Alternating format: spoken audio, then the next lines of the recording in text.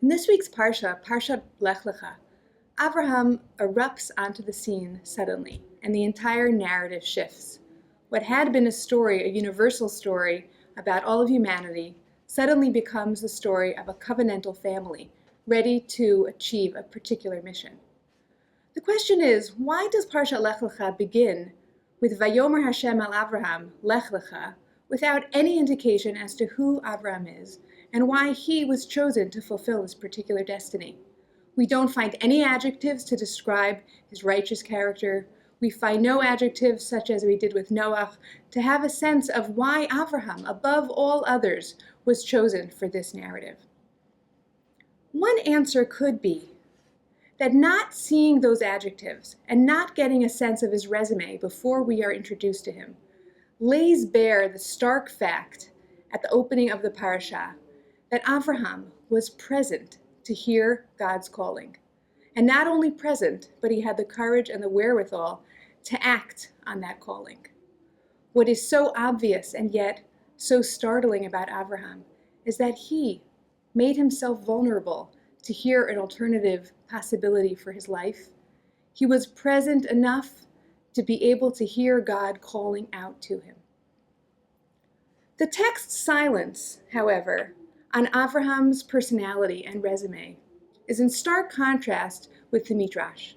The Midrash is populated with many perspectives on who Abraham was before the opening pasuk of Lech Lecha and what merited his selection to fulfill God's covenantal mission. I want to share with you two synopses of just two possibilities that we see in the Midrash that characterize how Abraham became the God-knower and fearer that he became. In one of the stories that is very familiar to most of you, Abraham is depicted as a contemplative soul, a solitary figure. He is compared to a person who is traveling on the road and sees a burning palace and wonders to himself, where is the owner of the palace? Abraham is compassionate. Abraham is observant. He's attentive to details. And he uses logic to conclude that there must be an owner of the palace. There must be a God to the world. In a totally different perspective on how Abraham became who he was, instead of the loner, solitary figure contemplative on his own, this Midrash suggests that Abraham's journey towards knowledge of God took place among people, among the institutions of his life, in his father's idol workshop, in conversation with Nimrod, the leader. And in these Midrashim that you are, I'm sure, familiar with, Abraham is depicted really as a rebellious adolescent who is protesting all the institutions that he sees around him. He wants to understand. He wants to push beyond what everybody has told him.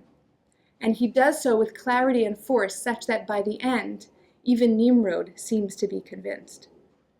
In each of these narratives, Abraham is depicted in different ways, and we don't have to reconcile them. Both can be true for Abraham, and more importantly, both can be true for us. If we return to the opening question, why doesn't the text pin down Abraham's qualities? Why does the text make it seem as if the only moment to notice is Abraham's presence of mind and receiving of the call? These Midrashim might help us to suggest that in fact the calling is to us as well. As readers of the text and as followers of Abraham, when we come back around to parshat Lech Lecha and we imagine, can we again anew align ourselves with the mission that Abraham and Sarah accept? Can we align ourselves with a covenant, and can we align ourselves with the presence to hear God's calling?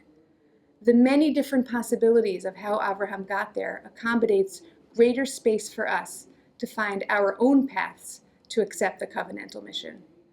As educators and as parents, we see students struggling to find their own path in lots of different ways.